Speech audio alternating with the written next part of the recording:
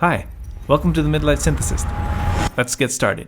In this video, I want to talk to you about the OP-1, this beautiful little divisive device that has become sort of a cult classic, and many people love and swear by it, and as many people hate it and say it's just a niche fashion accessory for hipsters. Or even worse, they say it's an overpriced toy.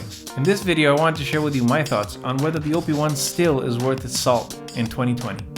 So the OP-1 first launched in 2011, and it was priced at around $799, which is by no means cheap, but I think it was an easier decision back then.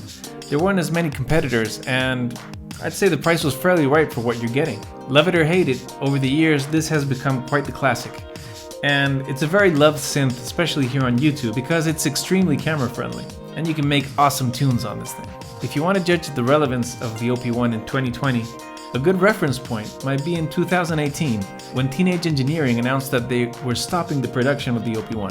That launched an OP-1 fever, which led some people to post their used OP-1s for over $8,000. Of course, this is a scandalous price, and I would never pay, or I think I would never pay $8,000 for an OP-1. But the scandal was such that Teenage Engineering themselves posted, "No one should have to pay this much for their OP-1." And they announced that they would restart the production in early 2019. However, due to some increased production costs, they had to hike up the price quite a bit. And instead of $799, now the retail price of the OP-1 became $1,299. Now, that's a pretty steep price, and it is a premium product. But things have changed in the last 9 years, and the OP-1 isn't the only alternative now in the music-making landscape. In 2020, the market has become flooded with amazing alternatives, and more importantly, these devices have become more and more affordable. Also, you can't deny that the technology on smartphones and iPads have come a long way, and nowadays you can actually make a whole track or a whole song just on your iPad. With that kind of competition, is the OP-1 still worth your hard-earned money in 2020? Let's find out. So first things first. Is this a toy, or is it a capable musical instrument? I think the first thing I should get out of the way is that if somebody ever tells you that the OP-1 is a toy, then they probably never had one in their hands and they never heard how it really sounds. I can totally get the Game Boy vibes that you can get out of the photographs of this thing, but once you hold it, it's a completely different story. The first thing you notice when you hold an OP-1 is the weight. This thing has no business being as heavy as it is. It is by no means uncarryable, but this thing feels solid. The keys are clicky, the knobs are sturdy. This thing is built like a tank, or if you want to get literal, this thing is built like an airplane. It's built with literal aviation-grade components, and as the one and only Nick Bat of Sonic State once said, this thing is seriously overspec'd. Now that's just the construction side, but when you turn it on, you'll notice that this is a serious sound-making machine. The synth engines on this thing are decidedly digital, and I mean that in the best sense of the word. Each engine has its own distinct character, and there's 10 of them, not considering the sampler. But what they all have in common is that they're highly musical, and the sounds are usable, each one of them with ample sweet spots in the synthesis, so you don't get lost when you're making sounds, making it easy and fun for you to squeeze out the musical possibilities of this little thing. The sampler capabilities, though limited, are extremely powerful and user-friendly, which I can't stress enough is something that I think is the core of any good machine. Because if you can't get along with the machine, you won't be able to have fun with it. If you're not having fun with it, then it's pretty hard to get creative on it. Also, I can't overstate the tremendous potential of having the ability to sample over radio. The one thing that I could knock on the OP-1's sound-making capabilities is in the OP-1's effects. They definitely are not the highest quality you can ask for, and the eccentric way in which the parameters are presented doesn't make it any easier to dial things in. However, some of the effects are quite unique, and if you don't believe me, I have just one word for you. Cow. The DAW-in-a-box conundrum. It seems that the holy grail for all DAWless performers is to find that one box that does everything. Sound generation, mixing, sequencing, everything that a DAW does, but is not a DAW. Same, but different. When you're looking up those kinds of machines, you'll often hear the MPC, the Octatrack, the Deluge, and the OP-1 mentioned in this category. But in my experience, being a user of all of these machines except for the Deluge, I can honestly tell you that that nickname is a huge misunderstanding of what these machines can offer. The whole point of this is that you're not using a DAW, and that their own particular workflows will take you to places that a regular computer and a DAW won't take you. The OP-1 and the Octatrack might be the greatest representatives of this philosophy, and in the case of the OP-1, this is beautifully embodied by the 4-track tape recorder. The OP-1 is not and will never be a direct competitor for a DAW, but it will offer something truly amazing and unique to those who have the patience to stick with it. Where a traditional DAW offers you practically limitless possibilities without the fear of ever messing up since you always have that undo button, the OP-1 offers something different. It offers you extreme focus because you can mess up and there is no undo button. The first week that I had the OP-1, I scoured the internet looking for that elusive undo button, just to find out that actually there is no undo button. So whenever you mess up for good. Of course, there are workarounds like copying and pasting tracks on the tape recorder so you don't mess up, but it does require you to be focused and concentrated on what you're doing. If you don't, you will mess up your work. And there's something about having high stakes when you're recording a track that's unlike anything else I've ever experienced. It makes me be 100% committed to what I'm doing, and in the moment that I press record, it's all or nothing. You get this little adrenaline kick, which is not something that you get very often when you're making music. I'm sure to some of you this might sound a bit unappealing, but it's kind of like doing CrossFit. I don't do CrossFit because it does sound unappealing. However, the people that do CrossFit tell me that they feel energized and happier after they do it.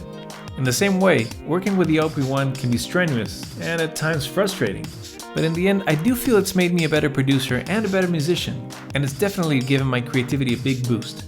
So no, it's not a DAW in a box, and it's not supposed to be, but it's something equally good and different in itself. The Midi Misfit. Perhaps one of the most disappointing and often frustrating things on the OP-1, especially for those of us who have other gear, is its lack of proper MIDI integration. The OP-1 is a sort of prodigy child. It's very talented by itself, but it doesn't like to play with others. Of course, this thing was designed to be self-contained, so you can't really fault it for that. But it would have been nice to be easier to sync up with other machines. As it is right now, there are workarounds and you can buy accessories to make that possible. Or if you hook up to some MIDI hosts like the MPC, you can get away with some MIDI integration. However, my Telecaster also does not have MIDI integration and I get along with it fine. So in that spirit, if I'm using the OP-1 with some other gear, I'll usually just use it as a live instrument and not necessarily have it synced up to the rest of my gear. Sequencer galore.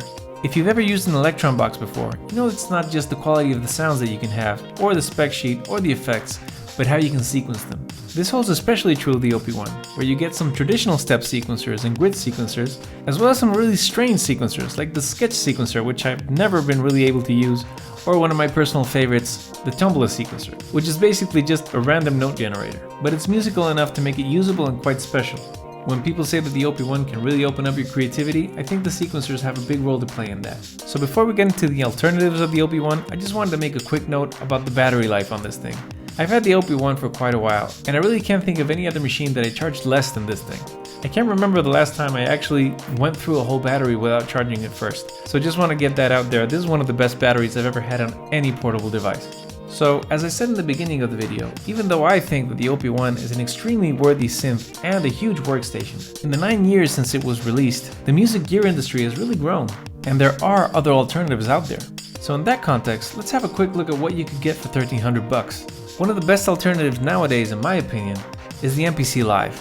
I'm a huge fan of Akai MPCs myself, and I have the MPC X, which is one of my all-time favorite machines. So this definitely comes up as an alternative in my mind. With the MPC Live, you get a portable workstation, which at this point in time is basically a full-fledged DAW. The MPC software is fast, it's intuitive, it's friendly, it's a joy to use. You get the now legendary 4x4 pad grid. You get proper quarter-inch in and outs. You get an extremely powerful MIDI sequencer with the capability of controlling multiple hardware synths. You get actual 5-pin MIDI and CV outs. You get 3 integrated synth engines, expandable memory, the MPC's amazing sampler, a looper, internal battery, speaker. What else could you want? And if that's not enough, you can actually hook it up to a computer to further expand its capabilities and link it up to Ableton. Now, if you want to go a step further and actually save some cash, you can actually go for the MPC-1, which is even cheaper and has lots of the same functionalities unless you need the internal battery, the speakers, and the RCA and CV inputs.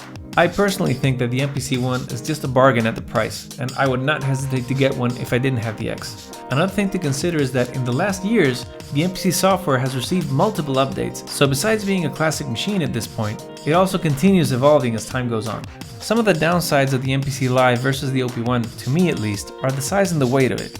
Sure, the MPC Live is not a huge thing, but compared to the OP-1, this thing is a behemoth. The second, and perhaps the most important downside that I find of the MPC Live versus the OP-1 is that the MPC workflow can feel eerily similar to working with a traditional DAW.